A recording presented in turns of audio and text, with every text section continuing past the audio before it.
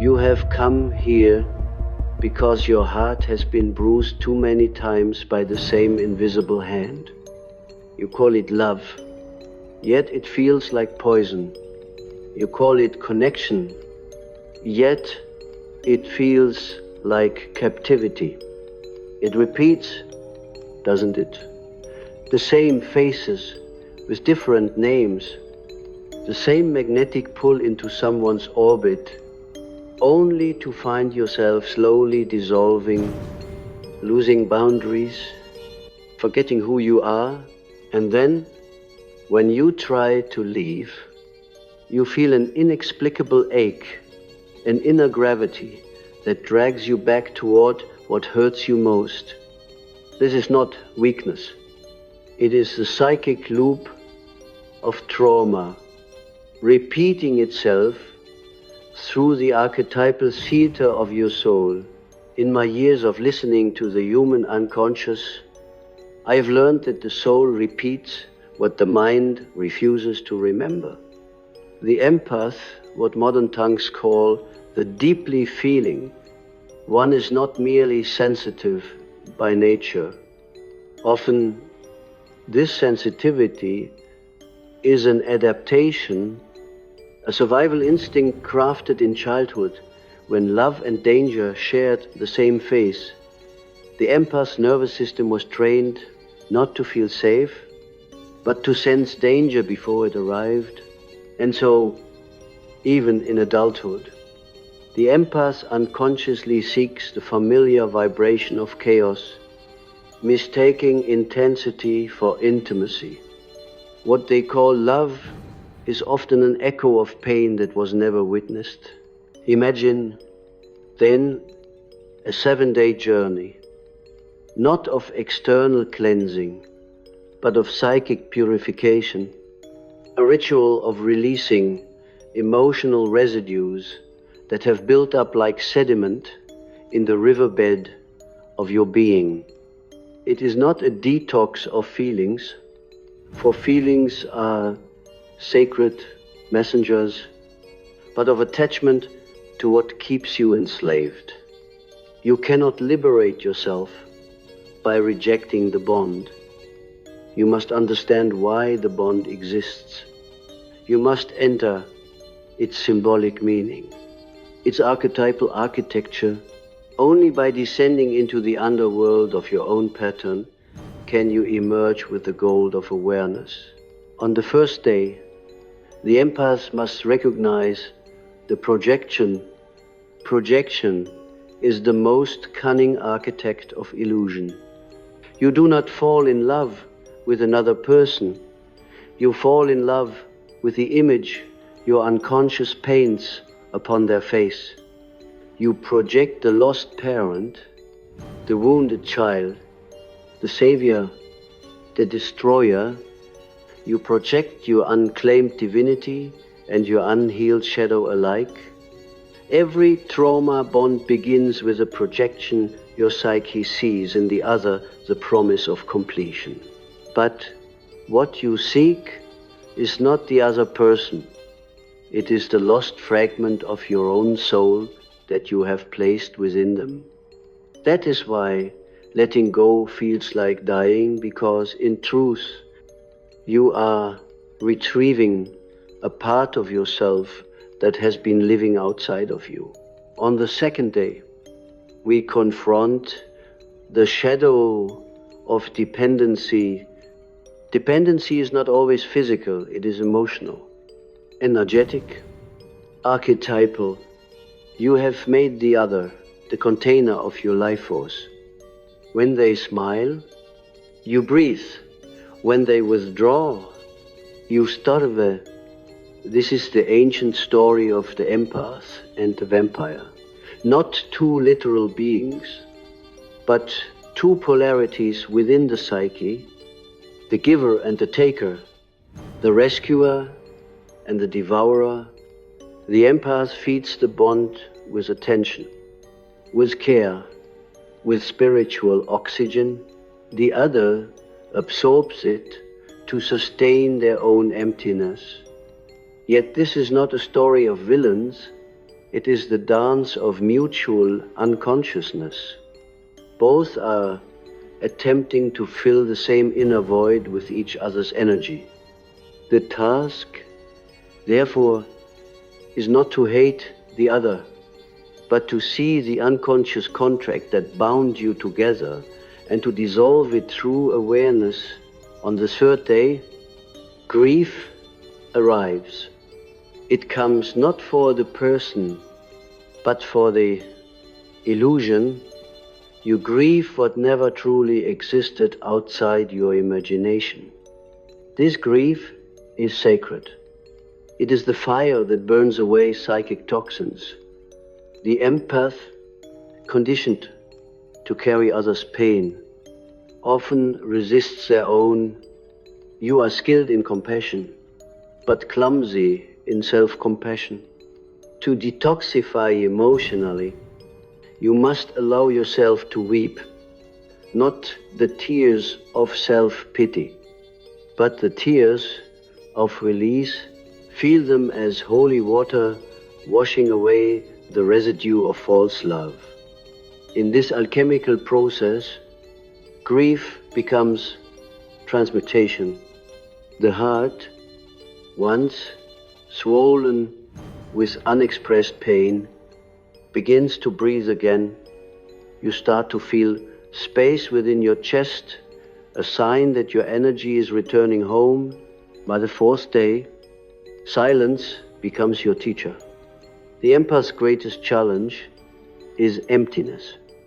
When there is no one to feel for, no one to rescue, no one to mirror their worth, the empath confronts a terrifying void, yet that void is not abandonment, it is the womb of rebirth. Sit in it, let the loneliness echo until it reveals its true voice. You will find that what you called loneliness was actually the absence of self-betrayal. You are detoxing from addiction to external validation. Do not fill the silence. Let it carve new pathways through your nervous system. This is where the nervous system begins to regulate itself, no longer through another's moods, but through inner equilibrium. It is the beginning of individuation, and as the silence deepens, the fifth day dawns with a strange clarity. You begin to see how your empathy was never a curse, but a distorted form of intuition. When the child grows up in chaos, empathy becomes hypervigilance. It scans every room for shifts in emotional temperature, predicting storms before they break. In the trauma bond loop, that same intuition becomes fixation. You read another's moods, trying to stay safe through attunement, but real intuition is not fear-based. It is love. It flows from connection to self, not from anxiety about others. Emotional detox means returning intuition to its original function, to guide you toward truth, not to protect you from harm. The empath's awakening is a transformation from reactive feeling to conscious sensing. By the sixth day, your dreams change. You may see water turbulent at first, then still. You may see mirrors cracking, revealing faces behind faces. These are not random symbols. They are communications from the unconscious. Water is emotion made visible. Mirrors are identity reflecting identity. When they break, it means the projection is dissolving. You are beginning to see yourself without distortion. This is the Jungian process of integration, when unconscious material surfaces in symbolic form to be reconciled with consciousness. Pay attention to the dream figures that emerge. They are the disowned voices of your psyche asking to be heard. Perhaps the vampire becomes a weeping child. Perhaps the rescuer becomes a tired mother. As these archetypes reveal their humanity, you reclaim your psychic energy from them. The detox is not of feelings, but of false identities. Then, on the seventh day, there is peace, not the absence of emotion, but the presence of self. You no longer need to chase or to flee. The other may still exist in your world, but they no longer govern your inner climate. The empath who once absorbed everyone's storms has now become the still lake that reflects them without drowning in them. This is what I call psychic sovereignty. It is not isolation, it is union with the self, the inner source that cannot be manipulated because it is rooted in truth.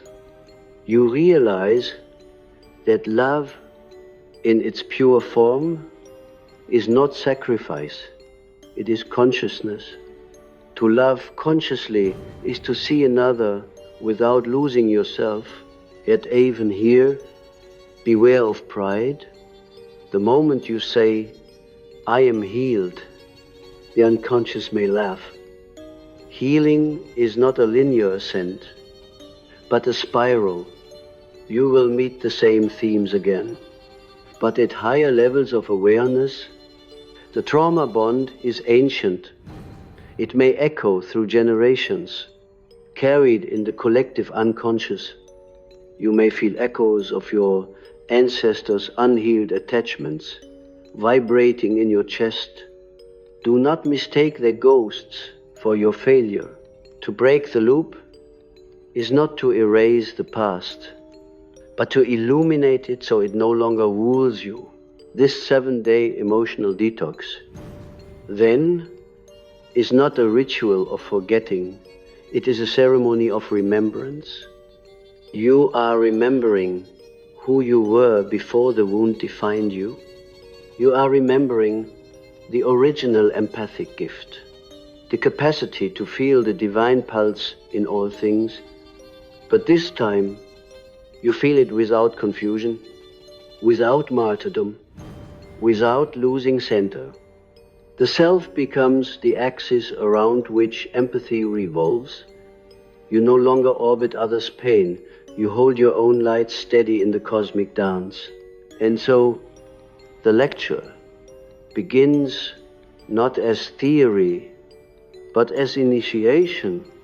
For to walk Jung's path is to descend into one's own depth, to meet the gods and monsters that dwell within, and to return bearing wisdom. The empath's journey through trauma is the modern version of the hero's descent into the underworld. Each tear shed is a step downward into the labyrinth of the psyche, and each insight gained is a torch that lights the way back up. You must not rush this process. The unconscious does not yield to haste. It responds to reverence.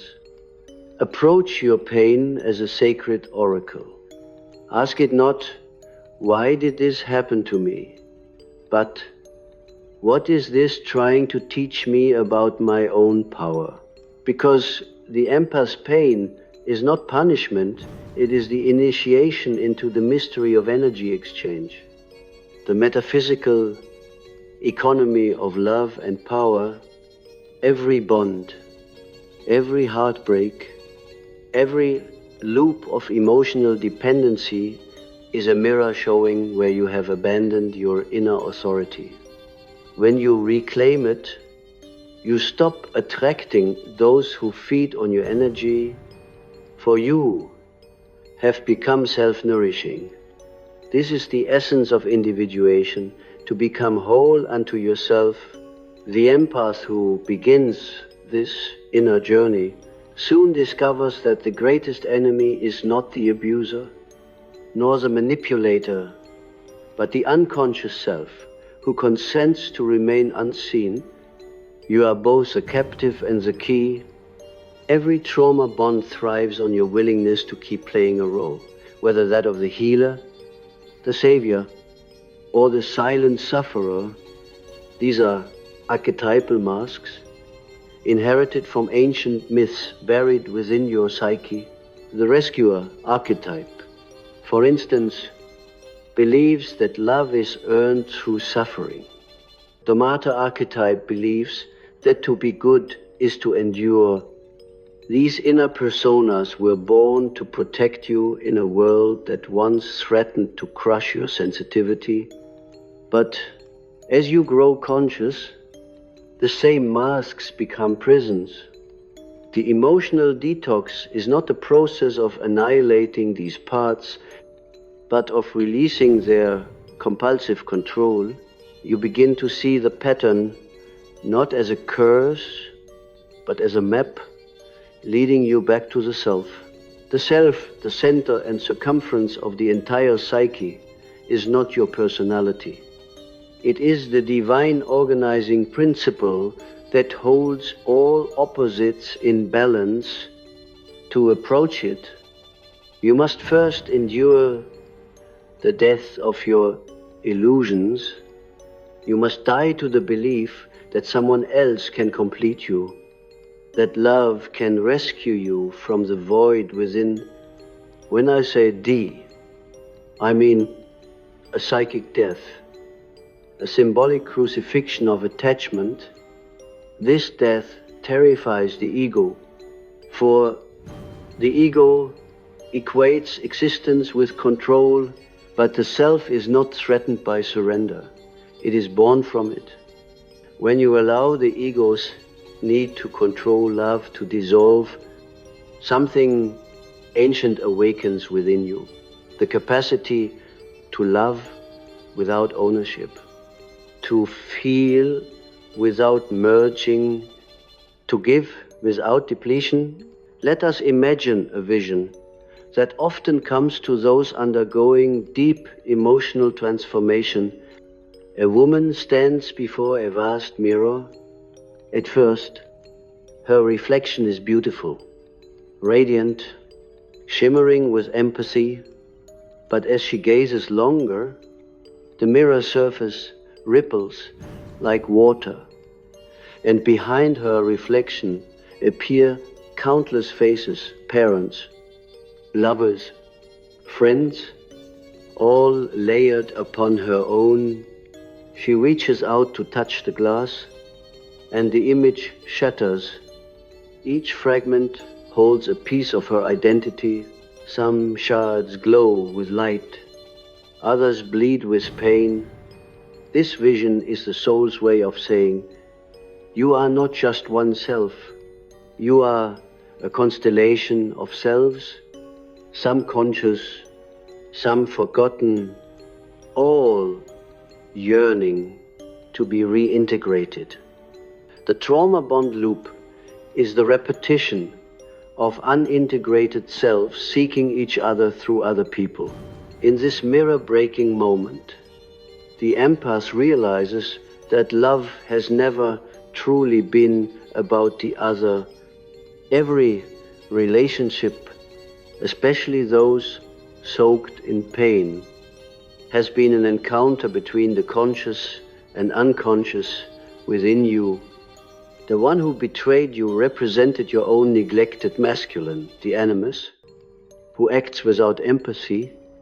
The one you clung to represented your wounded feminine, the anima, who loves without boundaries. These inner figures dance eternally within every soul, weaving the narrative of attraction and rejection. When you become aware of them, you no longer project them outward. You begin to dialogue with them. This is what I call active imagination, a sacred conversation between consciousness and the archetype. Through it, you transform suffering into insight. When you enter active imagination, close your eyes and see the person who hurt you, not as an enemy, but as a symbolic presence. Ask them what part of you they carried. Perhaps they will say, I carried your anger because you were too kind to express it. Or, I carried your power because you were afraid to claim it. Listen without judgment. The moment you retrieve these disowned parts, the spell breaks, the emotional charge dissolves. You feel compassion not as sentimental pity, but as clear understanding. You see that even the most painful relationship was a divine appointment for your awakening. Many of you may fear that letting go means losing connection, but in truth, you have never been connected to the other. You were entangled in projection. Real connection can only exist between two individuated souls, each standing in their own center, meeting from wholeness, not from wound. The empath's journey, therefore, is not toward detachment, but toward sacred autonomy. Emotional detox cleans the channels of perception so that empathy becomes transparent rather than absorptive. You no longer confuse compassion with merging. You can witness another's pain without drowning in it. Just as one can watch the moon reflected on the lake without believing the lake must become the moon, as the process deepens, you may encounter resistance. The psyche will conjure memories to test your resolve, moments of sweetness, glimpses of old intimacy. This is how the unconscious seduces you back into the loop. It whispers, remember how it felt when they understood you. Yet that memory is laced with illusion, for it was your own longing that you saw reflected. You must stand firm, not with anger, but with clarity. Say to the phantom, I no longer seek my reflection in another's eyes. I see myself now. That declaration reverberates through every layer of your being, shaking loose the subtle cords that still tie your energy to the past. You will feel it physically, like threads being untangled from your heart, like static electricity leaving your body. These sensations are real, for emotion is energy in motion. The trauma bond lives not only in memory, but in the nervous system. When you begin to release, the body trembles, the breath deepens, the temperature shifts. Let it. The detox is as somatic as it is psychological. The unconscious does not live in words alone. It speaks through flesh and heartbeat. When you allow the body to express what it once suppressed, rage, grief, fear, you are purging psychic poison. This is not regression, it is resurrection. Now the unconscious begins to reorder itself. Dreams of pursuit transform into dreams of flight. Figures that once tormented you begin to bow or fade. Sometimes a luminous child appears, your inner child, the original empath, who felt too much because no one felt for them. Embrace this child, tell them they are safe now. This simple act of inner parenting rewrites the archetypal pattern. The protector within you replaces the rescuer. You are no longer saving others. You are safeguarding your own innocence. And When the inner child is safe, empathy ceases to be a shield and becomes a song. You might ask, what happens after the 7 days? Do I return to the world unchanged? No. You return to the world reborn. But rebirth demands integration. The lessons must not remain ideas. They must become embodiment. Observe how you speak, how you listen, how you choose. When someone tries to draw you back into old patterns, watch your nervous system's first reaction. Breathe. Do not suppress, but do not indulge. Feel the pull. Name it and release it consciously. This act turns unconscious compulsion into conscious choice. Each time you do so, you strengthen your psychic immunity. Like a body detoxified, your system now rejects what once intoxicated it. And there will come a moment, perhaps unexpectedly, when you meet the same kind of person who once could undo you with a glance, but this time something subtle has changed. You feel the old magnetic pull, but you no longer mistake it for destiny. You see it for what it is, a resonance of unfinished energy. You smile inwardly, bless the reflection, and move on. That is, when you know you are free. Freedom does not announce itself with triumph. It arrives quietly, like morning light filtering through curtains. The empath becomes sovereign, not hardened but transparent. Energy flows through you, not around you. You love still, but you love with awareness. In this state, life itself becomes your teacher. Every interaction mirrors a forgotten part of the psyche waiting for inclusion. You no longer divide the world into safe and unsafe, giver and taker, empath and narcissist. You see the divine play of opposites, and you move among them with grace. This is the fruit of individuation, not perfection, but integration. You are not cured of feeling. You are liberated from identifying with every feeling as mine. You witness emotions as weather passing through the inner sky. Some days stormy, some serene, yet beneath them all remains the eternal observer, the self unshaken, luminous, infinite. And so the emotional detox for the empath is a sacred descent into truth. It is not a rejection of emotion, but an alchemical refinement.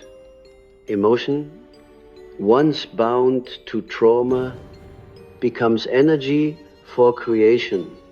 Love, once distorted into dependency, becomes compassion in its purest form. You learn to hold space for others without losing yourself, to see through projection without cynicism, to love without chains. That is the Jungian path. Not to escape the unconscious, but to make it conscious, to bring light into darkness until even the darkness becomes radiant. When you reach this stage of your journey, something within you shifts in a way that can no longer be undone. The old patterns still knock at your door, but they do not command entrance as they once did. You feel their presence like echoes of a former life, and though they may whisper your name, you no longer respond out of reflex. There is now a pause between stimulus and reaction, a space where consciousness has rooted itself. That small pause is where freedom lives. It is in that sacred gap that the ego ceases to be the master and becomes the servant of the self. You begin to notice that your perception of love itself is transforming. Love no longer feels like fire and hunger, it feels like still water deep, clear and quietly alive. This is not the love of fantasy or longing, it is the love of truth. You must understand, the trauma bond was never only between two people. It was between two energies, two unconscious forces drawn together to complete an ancient story. Your soul sought to finish what was left unresolved, to make conscious what had remained in shadow. Every time you were drawn to someone who mirrored your pain, your psyche was calling for reconciliation. The other person was the vessel. The alchemy was yours. Once that reconciliation begins, the chemistry changes, the attraction fades because the lesson has been absorbed. You feel no hatred, no revenge, only an odd tenderness for what once enslaved you. That tenderness is the signature of true healing. Hatred binds, compassion releases. It is here that I must warn you of a subtle temptation, spiritual bypassing.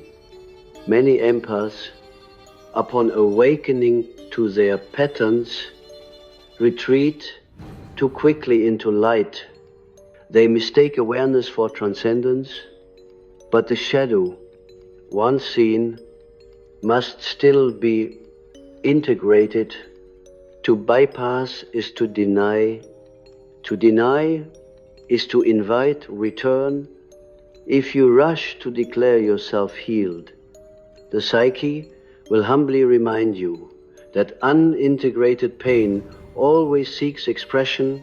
Integration is not the act of saying, I am done with this, but of saying, I can hold this without fear. You are not trying to kill the darkness. You are learning to sit beside it and listen to what it has to say. Let me tell you a story that has appeared in the dreams of many seekers. A traveler descends into a cave seeking treasure. Inside, they find a dragon guarding a golden chalice. Terrified, the traveler lifts their sword to fight, but the dragon does not attack. It simply looks at them, its eyes ancient and sorrowful. Then the dragon speaks. I am the guardian of what you seek, not its enemy.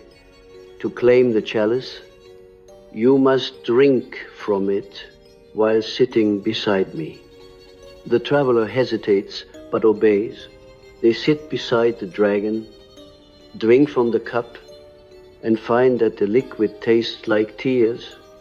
When they rise, the dragon vanishes, and in its place stands a mirror reflecting their own face, wiser, gentler, whole. This is the symbolism of shadow integration. The dragon is your repressed emotion, your pain, your rage. The chalice is consciousness. To drink from it without rejecting the dragon is to achieve union between the conscious and unconscious mind. That is the elixir of individuation. During your emotional detox, such dragons will emerge not in fairy tales, but in your memories, your body, your dreams. You will feel the urge to fight or flee. Do neither. Sit beside the dragon. Observe it without judgment. It may speak through trembling, through tears, through the sudden recollection of moments you thought forgotten. Each fragment that surfaces is seeking reintegration into the totality of who you are. The empath's greatest act of power is not to heal others, but to welcome home their own disowned energies. You are not becoming less feeling, you are becoming more whole.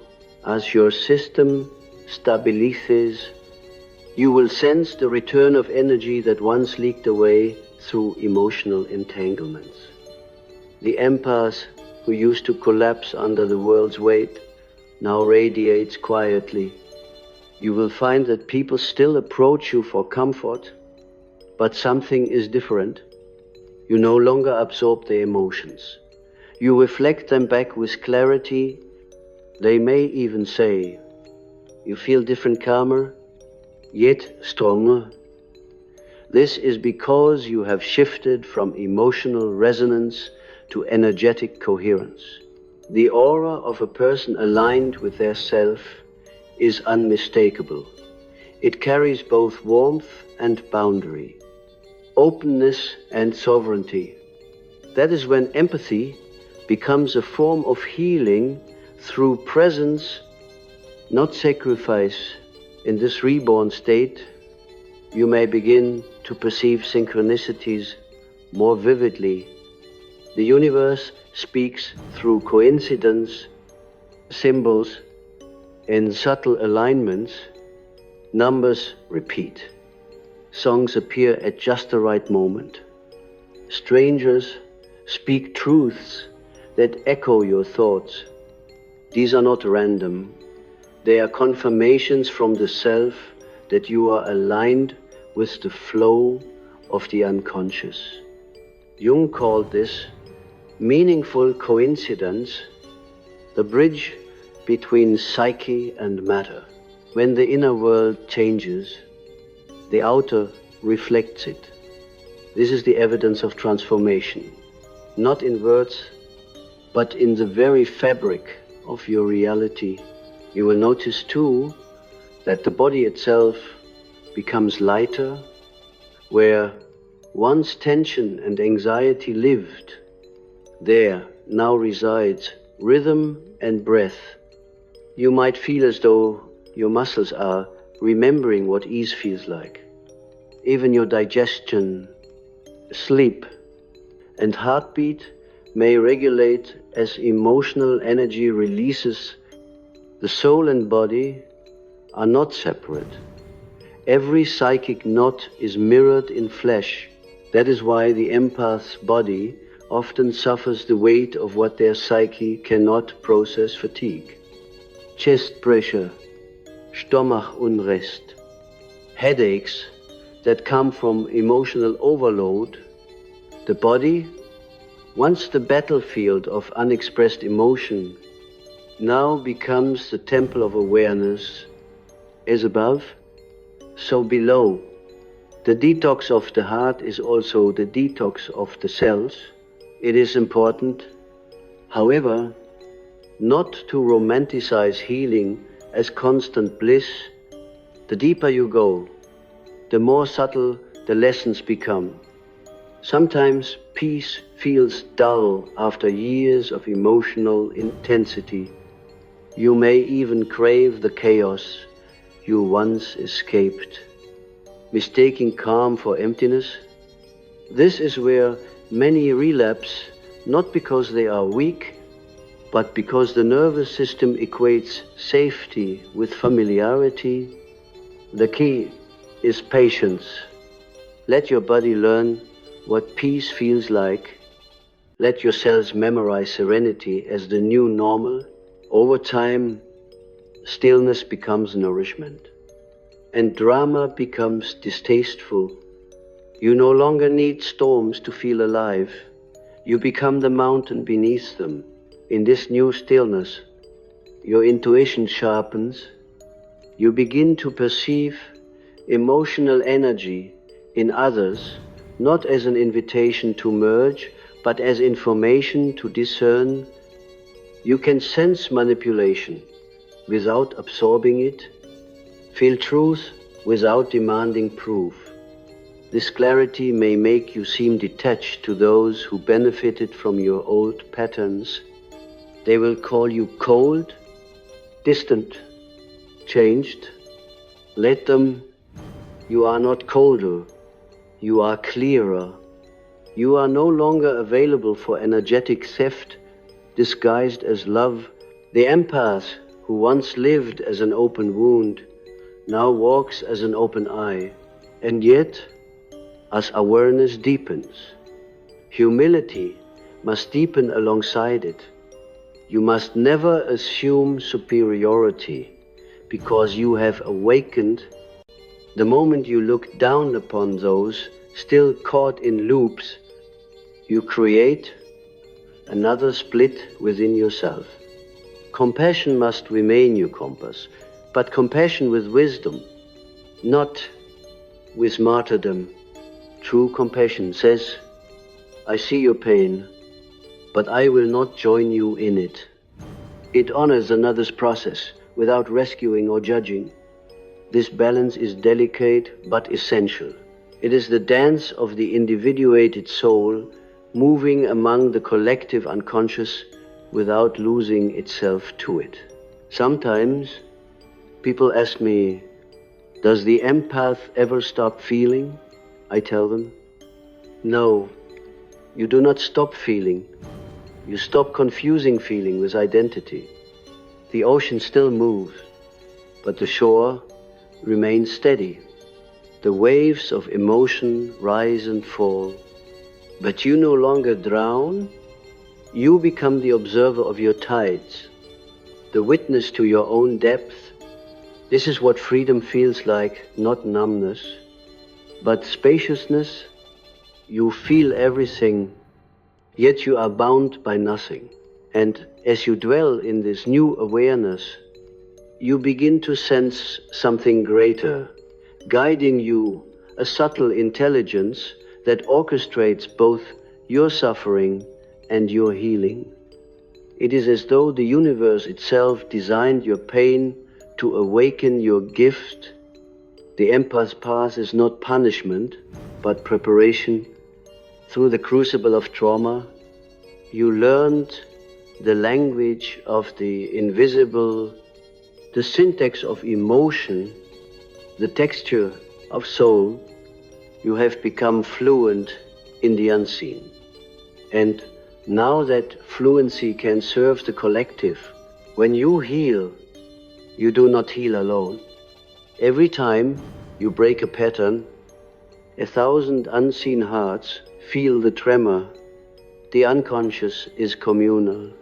Your liberation adds light to the whole. Do you see now why you were chosen to feel so deeply? It was not to suffer endlessly, but to become a vessel of awareness for humanity. You are the center of the collective psyche, detecting imbalances others cannot see, but this gift required refinement. For without consciousness, it becomes burden. With consciousness, it becomes mastery. This is the alchemy of the empath, the transformation from sponge to seer, from absorber to illuminator. And now, as you approach the final passage of this 7-day initiation, you begin to sense that what once felt like a cycle of suffering was, in truth, a spiral of ascent. Each return to pain was not a regression, but a deeper orbit toward the center. The trauma bond loop was never meant to destroy you. It was the alchemical furnace in which your raw empathy would be refined into consciousness. Through its heat, the base metal of emotion has become gold, self-knowledge that cannot be taken from you. When an empath reaches this stage, something extraordinary occurs. The polarity of victim and perpetrator dissolves. You no longer see yourself as the one who was hurt or the one who must heal. You see instead the vast field in which both roles arise. The psyche is a theater of archetypes. It plays every part until awareness turns the play into revelation. The one who wounded you was the hand of destiny, forcing you to awaken to the wound already within. The one who saved you was also you, your own inner physician, rising to meet the moment of need. Every relationship, every heartbreak, every betrayal has been a mirror crafted by the self to show you what you have forgotten about your own divinity. At this point in the journey, love changes texture once again. It becomes less personal, more cosmic. You feel love not as attachment, but as presence. When you look at another being, you no longer seek to merge. You recognize the same spark of consciousness that animates you. In that recognition, all fear of loss fades. For how can you lose what is one with you? This is the birth of divine empathy, not the empathy of identification, but of illumination. You do not take on another's pain, you light a lamp within it. Your compassion becomes radiance. Now the archetype of the healer stands transformed. It is no longer the wounded healer who tends others to forget his own pain, but the conscious healer who knows that to heal another is to remind them of their own light. You have crossed the threshold from codependence to co-creation. Your energy, once leaking through old cords of attachment, now moves outward in deliberate blessing. You begin to live symbolically, aware that every gesture, every word carries vibration. Even silence becomes medicine. You no longer ask, how can I protect my energy? But rather, how can I let truth flow through me without obstruction? To live in such awareness is to walk the earth as a bridge between worlds, the unconscious and the conscious, the human and the divine. Yet this new state is not without humility.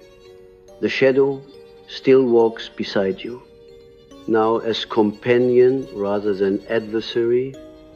You will feel anger, desire, and grief, loneliness, but you will no longer fear them. You will bow to them as sacred visitors, bearing messages from the depths. You will listen, thank them, and let them pass. This is the rhythm of wholeness, not the eradication of darkness, but the orchestration of light and shadow into harmony. There may be nights when you wake and feel the old ache tugging at your heart. Do not curse it. Sit with it as you would sit with an old friend. It is simply a reminder of the humanity that grounds your divinity. The soul incarnates to feel, to know itself through sensation and story. Even the most enlightened being must still breathe, still arg, still love. Enlightenment is not escape. It is intimacy with all that is. When you can hold joy and sorrow in the same breath without labeling either as good or bad, then you have entered the kingdom of the self. As the seventh day fades into the eighth, the day that belongs to no calendar, you will sense a quiet invitation to begin again. The work of the soul is eternal renewal. You will realize that detox is not a one-time purification, but a way of living, to release what no longer serves, to forgive what once bound, to return again and again to the center where stillness dwells. From this center, you may guide others, not by preaching, but by presence. Your very being becomes instruction. People will come to you not for answers, but for the peace that surrounds you. And in that peace, their own answers will arise. Look now within. Can you feel the heartbeat beneath the words? That pulse is older than the pain, older than the body. It is the rhythm of the self, the eternal witness that has never been broken. Even when your mind believed you were, every time you mistook chaos for love, that witness remained untouched. Every time you begged to be seen, it was seeing you. Every tear shed upon the altar of longing was a baptism into greater awareness. You were never lost. You were becoming transparent to the divine. When you stand in that realization, gratitude overwhelms you. Gratitude, not as sentiment, but as revelation. You thank the darkness for shaping your discernment. You thank the heartbreak for teaching you depth. You thank the silence for revealing the voice of the soul. The empath who once feared feeling too much now understands that feeling was the bridge to God. In every vibration of sorrow, in every tremor of joy, the divine was whispering, feel it all, and you will find me. And so you live differently now. You walk slowly, you listen deeply, you speak less and mean more. You choose relationships that echo your wholeness rather than your wounds. You forgive not because others deserve it, but because you no longer wish to carry the weight of resentment in your sacred vessel. You are free, not because life has ceased to challenge you, but because you have ceased to resist its teaching. The circle has closed. The empath has become the mystic. If I were to leave you with one final image, it would be this: a river flowing through a valley at dawn. The water glows with reflected light, neither clinging to the stones nor avoiding them, simply flowing. That river is your consciousness after the detox, clear, alive, responsive to every curve, yet always moving toward the sea of wholeness. Let that be your prayer each morning. May I flow, may I feel, may I remain true to the center that guides me beneath all tides. Remember, the work of the soul is infinite. Each ending is merely a threshold disguised as rest. You will forget and you will remember again. You will fall and you will rise wiser. But now you know the path. You know that beneath every bond lies a message, beneath every pain lies potential, and beneath every wave lies the still ocean of the self. Return there whenever you are weary. Drink deeply, and when you rise again, carry that stillness into the world. This is the completion of your 7-day emotional detox. The dissolution of illusion, the return of power, the awakening of empathy into consciousness. You have walked through fire and found it to be light. You have met your shadow and discovered your own face within it. You have reclaimed your soul. Go now, luminous one. Love without losing yourself. Feel without fear. And when the next wave comes, as it surely will smile and whisper, I know this sea, it is mine.